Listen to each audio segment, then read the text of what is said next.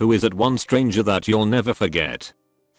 I went down from Leicester to Coventry to watch my team, Swansea. Got off the train and asked this bloke, probably in his early 50s, if he knew how to get to the stadium.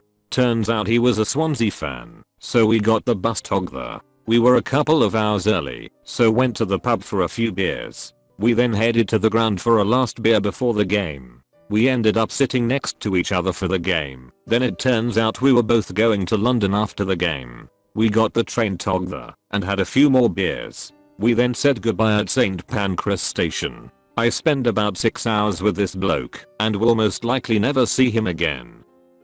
Was in college, was starting another full semester, had a new job, but no place to live. After being screwed over by some people I had arranged to rent a room from before returning from an internship out of state. I was off work at 5 AM and had nowhere to go and just sleep. So, I decided to drive to Louisiana, which was about 45 minutes away, and do something. Ended up at a casino. Decided to go in with $100 and a pack of cigarettes. Learned to play craps. Table got hot for the other players. One guy in particular was placing $1,000 bets while I'm just doing the $15 minimums, trying to learn the game. Big money. Ended up making about $12,000 over the course of my dice rolls. I lost my 100 after gaining some but losing out. I start to leave. The guy catches up to me before I make it out and asks me if I'm okay. Noticed I was real tired and frustrated looking. I just tell him I'm having a hard time, don't get specific.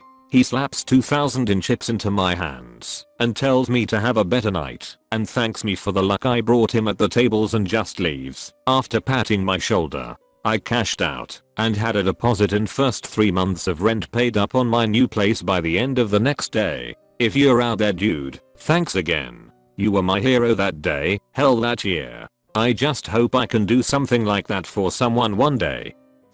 Back in the 90s, my school went for a trip to India and we ate at this one small restaurant in Cavalham Beach, Kerala, with a group of about 20 people. The waiters were kind enough to move 2 tables onto the beach for us, so we could eat with our feet in the sand. 10 years later, I visited Cavalham Beach by myself and ate there again. Suddenly this waiter say, "Weren't you here 10 years ago? With a school or something?" Dumbfounded I answered yes. He grinned and said, "I remember. We put the tables on the beach for you guys, didn't we? After 10 freaking years." So back when I was in 5th grade, I was riding my bike in my neighborhood when I came across this toy company. Though it was a toy store, so I walked nonchalantly into it, thinking very little. Anyway, a man who I think was the manager welcomed me and asked me why I was there. I wasn't very sure, so he went ahead and gave me a tour and walkthrough of the company. He was a gentleman and even gave me a toy, can't remember what, when I left the building. 7 years ago, my girl and I broke up. Being in my early 20s and having the audacity to think I'd met the one true love of my life, I felt like my world was crashing around me. A few nights later, I went to a local bar by myself to try and straighten my head out with a fifth of bourbon. The bar's patio almost always gets full at night, and the only open seat was at my table. A pretty little blonde girl walks out, looks at the seat, smiles and says hi, "How are ya?" Sits down and starts smoking. We end up making small talk, which leads to me spilling all the overly personal shit that rational people don't dump on a stranger at a bar. I even remember crying at some point. But she wasn't weirded out or put off. She didn't judge me. She just listened and interjected occasionally to hear more details, to get a better grasp of the situation. After an hour of losing my crap, I regained composure and ended up getting to know her. She had gone through a failed engagement about a year prior and was now doing fine. Told me I'd be fine too, in time. At about 1 AM, after about 4 hours of talking about life and all the shitty things that come with it, she looked at her phone and said, "Oh crap, I've gotta go. You take care, you hear? You'll find your happiness, I promise." And left before I had the chance to get her phone number or even her name. I became a regular at that bar and have been back easily over 100 times in the past 7 years, but I've never seen her again. Obviously, I know now that failed relationships are far from the end of the world, but it really stuck with me that a person would take all that baggage on herself to make a complete stranger feel better, even if only for a moment. I really don't ever expect to run into her ever again at this point, but every time I go to that bar, I scan around and kind of hope she'll be there. I was sitting on the subway for a long commute and was generally agitated from the start. I was one of 3 or 4 people on the train and this chick pulled out a noisy plastic container of cookies and started eating them while I was thinking, how inconsiderate. Doesn't she know you're not supposed to eat on the subway, rude bitch. She's going to leave crumbs everywhere. Then she turned and looked at me to offer me some, and, though I refused, I felt horrible for just thinking she was a nasty person at first. The way she offered was so genuine and friendly. I stopped categorizing people. You're still not supposed to eat on the subway, but just because people break the rules or don't realize they're being inconsiderate doesn't mean they're a bad person overall. Since then, I've tried my best to never assume the worst in people. Assuming everyone is just intentionally being a jerk will make you a miserable person. This one simple grocery store sugar cookie eater taught me that important lesson. When I was 16 I was wearing shorts, and at the time I was extremely uncomfortable with showing my legs. I was making comments to a friend about how uncomfortable I was when a woman in a wheelchair was going past me and overheard what I was saying, and she is the only random stranger to say anything to me. That has really stuck with me. Wear those shorts and wear them proudly. It doesn't matter if you forgot to shave your legs, have varicose veins, cellulite, stretch marks, they're pale or whatever reason you're shy about your legs. You're not guaranteed that you'll be able to walk on them tomorrow. As soon as she said that, she kept going. It stuck with me. Even 10 years later, I now love wearing shorts, skirts and dresses.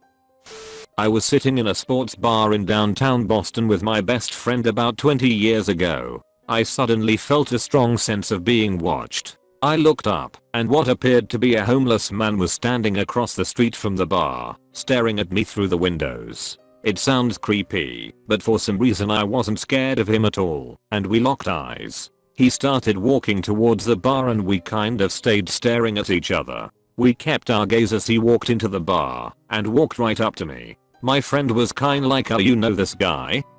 He didn't say a word.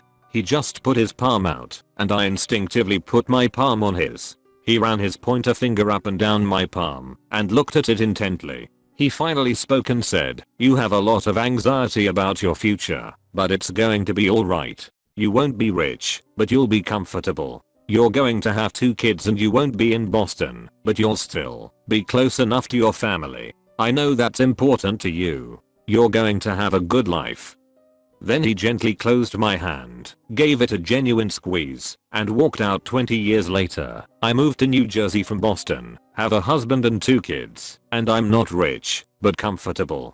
I was such a strange experience, but there was a peace that came over me when he spoke to me. For some reason, I believed him. I'm not sure if I subconsciously made what he said happen, but it was a weird, yet comforting experience. Late to this thread, but here it goes. 2 days before Christmas this year, I was on a flight home to see my family. I hate flying. I'm that person on flights who sweats profusely, dry heaves when there's turbulence, closes her eyes and grips the seat the entire flight, etc. It's miserable, but I have to do it to get home. The flight attendant was this older woman. She said she was 70, but there's no way she couldn't have been older than 55. Her safety seat was directly beside my aisle seat. She talked to me the whole way. She comforted me, told me about her family, explained how she had been a flight attendant since 1961 and never almost died. I had to ask. She told me funny stories about her grandkids, and when turbulence would strike, she would start asking me questions about my family. Midway through the flight, I made a joke, about how she could be so sure her plane would never crash. She looked at me and said, "Honey, any plane that has me on it ain't about to crash. 'Cause I'm not about to go out that way. No ma'am. I'm gonna die laughing, or die in my sleep." I have no idea why, but that was the most comforting / humorous thing I'd ever heard. And she said it so matter of factly. I will always appreciate her kindness and understanding. I'm 26, but I look 16. She helped someone's terrified daughter survive another terrifying flight. This will probably get buried because I'm late to the game as usual, but it is giving me chills even as I think about typing it. San Diego, California, somewhere between 2002 to 2003. I was in the military and depressed, disillusioned, angry, etc. A fellow military guy asked me to drive him to a shop to pick up a custom sewed bunny suit that a tailor was making for him.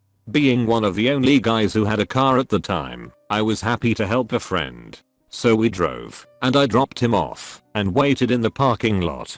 He came out a while later saying they needed another hour. I was pissed at this, but said I would wait. There was a dive bar across the street and I walked over to have a beer. I told Nick to come get me. When he was ready, one beer turned into maybe 6 or 7. Like I said, I was depressed. When Nick was ready he came and got me. I was in no condition to drive at all. I was a wreck. But being an idiot kid, I decided to drive him back to the base anyway, but I decided to take surface streets instead of the highway. At a 4-way stop it was me going south and a white SUV going north, but with its left blinker on. We stopped at the same time. The lady in the SUV did not go, so I went. She abruptly turned left, and I had to stop, or I would hit her vehicle. So I stopped, put the car in reverse to give her more room. I remember she was beautiful as she smiled and waved at me, very apologetically. As I backed up, I ran into a car that had pulled up behind me.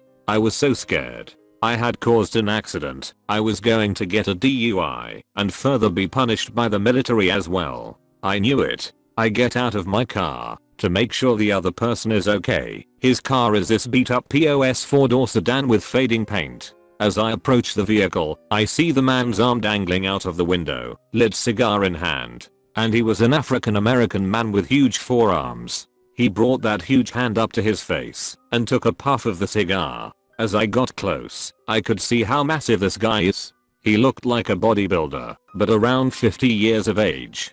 He had these dark, unsettling eyes. The guy looked like, well, I was drunk, but he looked like a demon in a way. As I go to ask him if he was okay, he interrupts me with what seemed like a glance. I was frozen and in awe of him. He says to me in a deep, calm, and assertive voice, "Get in your car and drive away." It sent chills down my spine. The way he said this to me was terrifying. I felt my skin turn pale, and any drunk feeling I had was totally gone. I was alert and sober-minded as freak. If looks could kill, this guy, with a single glance and sentence, let me know what I would be in serious trouble if I did not comply. So I got in my car and drove off. I will never forget that scary demon man the rest of my life. He clearly did not want to deal with the police in any fashion. I was lucky about that, but I've always wondered what his story was. Was there a body in his trunk?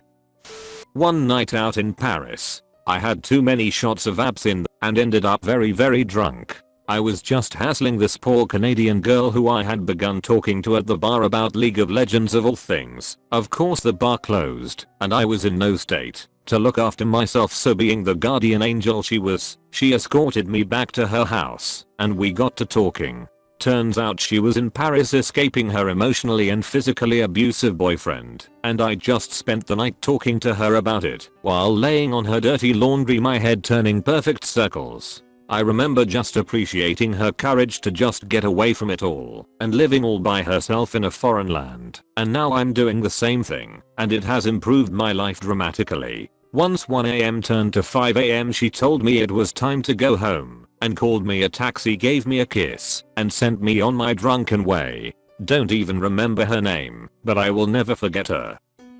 It was strange. There was this guy at my high school who I didn't exactly know, but he kept calling me by an incorrect name and pretending he knew me. He wasn't being mean, but just messing around. I always ignored it. Time passed, and I can tell things were getting shaky with my soon-to-be ex. I decided to take the time during office hours to start journaling and getting my thoughts in order because I could not concentrate on anything, and I had the AP chemical exam approaching. I could not calm down any of my nerves, and I sat and looked straight down at my desk and kept writing. I never felt such concentration since then, but I remember the stranger from before walked up to me and put his hand on my shoulder and said, "Are you alright? I don't know what is happening in your life right now, but I hope it gets better." Typically I don't ask for help with most things, and that had to have been the kindest thing a stranger has ever offered me. A lot of that era still haunts me currently, but I believe during that time, I needed anything. 20 years ago I was making a delivery for work. Outside the building I saw this guy who looked like he was having a bad day and needed some help. I got a strong feeling I should talk to him, but I didn't. I even changed my mind and drove back around the building to talk to him, then chickened out. I never talked to him. He still haunts me. Like and subscribe for more Reddit videos.